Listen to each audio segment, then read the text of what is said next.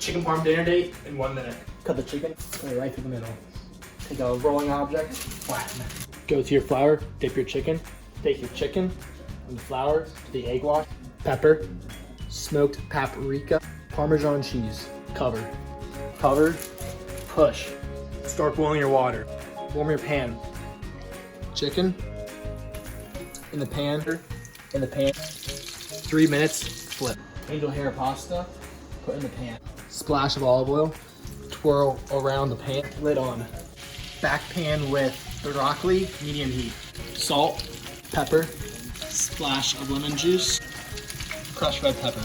Bring the pasta to your draining bowl, olive oil, parsley, basil leaves of red sauce. Mozzarella cheese on the chicken, red sauce on top. Chicken goes into the oven. Spaghetti chicken comes out of the oven. Line the broccoli up, and there we go.